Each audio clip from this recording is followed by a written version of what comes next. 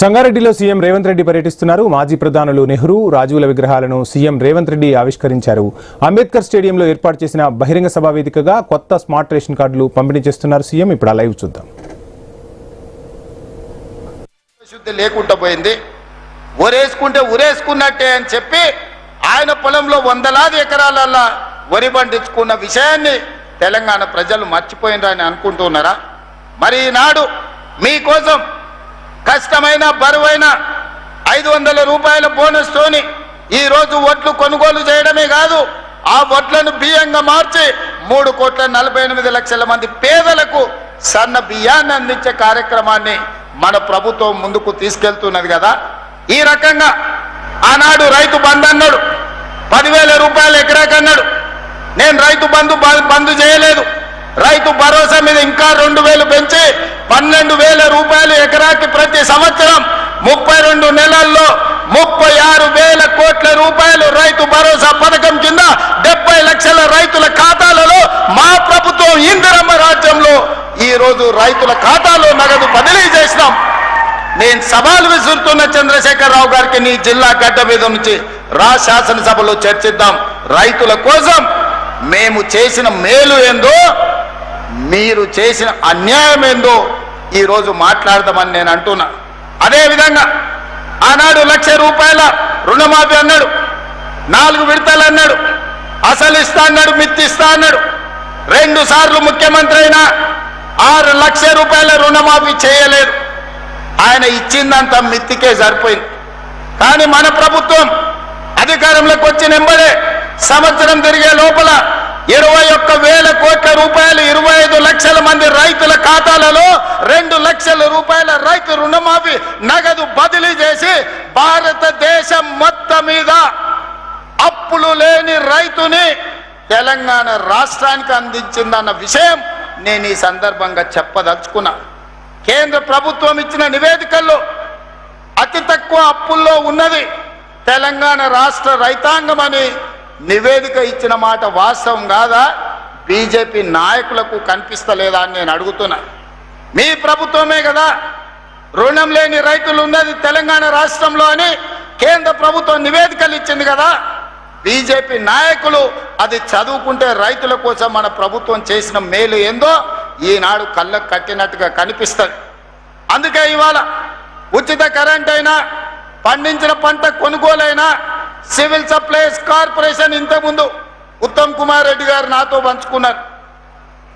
32 నెలల్లో తెలంగాణ రైతాంగం పండించిన పంట వడ్లకు 90,000 కోట్ల రూపాయలు చెల్లించినాం. ఎంత జగన్న నువ్వు మళ్ళీ చెప్పాలి. 32 నెలల్లో రైతులు పండించిన వడ్లకు ఉత్తమ్ కుమార్ రెడ్డి గారు 90,000 కోట్ల రూపాయలు పేద రైతుల ఖాతాలో నగదు బదిలీ చేసిండు. ఇవాళ 90,000 కోట్ల రూపాయలే గ్రామీణ ఆర్థిక వ్యవస్థను బలోపేతం చేసి ఈ రోజు రైతుల చేతుల్లో నగదు కలకలలాడుతుందంటే ఈ రోజు రైతుల ఖాతాలో 90,000 కోట్ల రూపాయలు ఈ ప్రభుత్వం బదిలీ చేసింది. ఇది మా ప్రభుత్వం అమలు చేసిన సంక్షేమ పథకం కాదా? 21,000 కోట్ల రూపాయలు రైతు రుణమాఫీ చేసింది మేం కాదా? 36,000 కోట్ల రూపాయలు ఈ రోజు మీ ఖాతాలలో రైతు భరోసాలో వేసింది మేము కాదా? సంవత్సరానికి 15,000 కోట్ల రూపాయల చొప్పున దాదాపుగా 2.5 సంవత్సరాలకు 35,000 కోట్ల రూపాయలు ఉచిత కరెంటు కోసం రైతుల తరఫున విద్యుత్ శాఖకు మన ప్రభుత్వం చెల్లించిన మాట వాస్తవం కాదా? ఇవాళ అందుకే ఆనాడు వ్యవసాయం దండిగా అన్నారు, ఈరోజు వ్యవసాయాన్ని పండుగ చేసినాం. రైతు రాజ్యం తెస్తామని చూపించినాం. ఈరోజు ఇందిరమ్మ రాజ్యంలో రైతులను రాజులలాగా గౌరవించే సంస్కృతి ఈరోజు మా ప్రభుత్వంలో ఉన్నది. అందుకే ఈనాడు 32 నెలల్లో 1,70,000 కోట్ల రూపాయలు రైతుల కోసం, రైతుల సంక్షేమం కోసం, రైతుల అభివృద్ధి కోసం రాష్ట్ర ప్రభుత్వం ఖర్చు పెట్టిందని నేను గర్వంగా చెప్పదలుచుకున్నా. రెండవ భాగం మొదటి విడత రైతులు, రెండవ విడతలు మా ఆడబిడ్డలు, మహిళల కోసం మా అక్కలందరికీ తెలుసు. నేను వస్తుంటే చూసిన ఆ వైపు కానీ ఈ వైపున కానీ ఈడ మా అక్కలు ఉన్నారు. అక్క పాలపిట్ట చీర కట్టుకున్న వాళ్ళందరూ ఒక్కసారి నిలబడు రక్క. నేను మా జగ్గన్నకు మా అందరికి చూపించదలుచుకున్నా. ఆ పక్కన అక్క ఈడుంది కదా పాలపిట్ట చీర కట్టుకున్న వాళ్ళు మా అక్కలు నిలబడమని అడుగుతున్నా నేను. ఒక్కసారి కెమెరాలు అక్కడ తిప్పండి, ఈ పక్క ఆ పక్క కెమెరాలు తిప్పండి. మా అక్కలు ఎంతమంది పాలపిట్టలక ఈ చీరలు కట్టుకొని వచ్చిండ్రు. ఈ చీరలు ఎవరు పెట్టిండ్రు? వాళ్ళ తమ్ముడు రేవంత్ రెడ్డి పండుగకు సారే అని పాలపిట్ట చీర పెడితే ఈ తమ్ముడిని ఆశీర్వదించడానికి వేలాది మంది పాలపిట్టలాగా ఈ చీర కట్టుకొని వచ్చారు. నేను అడుగుతున్న బీఆర్ఎస్ వాళ్ళను, ఆనాడు మీరు బతుకమ్మ చీరలను ఇచ్చిండ్రు, ఏ ఆడబిడ్డను మీరు ఇచ్చిన చీర కట్టుకున్నదా, లేకపోతే ఆ చీరలు తీసుకెళ్లి పొలాల కాడ అడవి పందులను బెదిరించడానికో లేక పంట తింటున్న పిట్టలను బెదిరించడానికో కట్టిండ్రు తప్ప ఎన్నడన్నా ఆడబిడ్డలు మీరు ఇచ్చిన బతుకమ్మ చీర కట్టుకున్నారా? మీ బతుకు జడ బతుకమ్మ చీరల్లో కూడా కమిషన్ కొట్టి ఆ పాపానికి కొట్టుకుపోయి ఫామ్ హౌస్లో బందీ అయి బతుకుతున్నారు. మీరు కూడా మమ్మల్ని విమర్శిస్తారా? ఇవాళ 1 కోటి మంది ఆడబిడ్డలకు పాలపిట్ట చీరలు పోయిన సంవత్సరం ఇచ్చిన, ఈ సంవత్సరం డిసెంబర్లో మళ్ళీ మా అక్కలకు సారె కింద చీర పంపిస్తున్నా. ఈసారి చిలకపచ్చ చీర పంపిస్తా. మా అక్కలందరూ సంతోషంగా పండుగ పూట ప్రభుత్వ కార్యక్రమాల్లో వచ్చే సంవత్సరం చిలకపచ్చ చీర కట్టుకొని రావాలి. అదేవిధంగా స్వయం సహాయక సంఘాలు ఆనాడు 0 వడ్డీ గుండు సూన పెడితే సీతక్క వచ్చిన తర్వాత మా ప్రభుత్వంలో బట్టి గారు 60,000 కోట్ల రూపాయలు 0 వడ్డీతోని ఆడబిడ్డలకు ఇప్పించి బ్యాంకు లింకేజ్ ఈరోజు 2,000 కోట్ల రూపాయలు ఈరోజు మిత్తి కింద బ్యాంకులకు చెల్లించడం. ఇదే కాదు, ఈనాడు పెట్రోల్ బంకుల వ్యాపారం చేస్తున్నారు. ఈనాడు హైటెక్ సిటీ పక్కన స్టాల్స్ పెట్టి ప్రపంచానికి వాళ్ళు ఉత్పత్తి చేసిన వస్తువులను అమ్ముతున్నారు. అదేవిధంగా ఈనాడు సోలార్ విద్యుత్ ఉత్పత్తి చేస్తున్నారు. మా ఆడబిడ్డలకు ప్రభుత్వం వచ్చిన 2వ రోజే డిసెంబర్ 9, 2023 నాడు మహాలక్ష్మి పథకం ద్వారా ఆర్టీసీ బస్సుల్లో ఉచిత ప్రయాణాన్ని అందించడం. ఆ ఎల్లా అడిగారు మా అక్కలు, అయ్యా కండక్టర్ మరి టికెట్ పైసలు అడిగితే ఏం చెప్పాలి? నేను ఒకటే చెప్పిన మా అక్కలకు, అక్క మీ పర్సులో మీ తమ్ముని ఫోటో పెట్టుకోండి.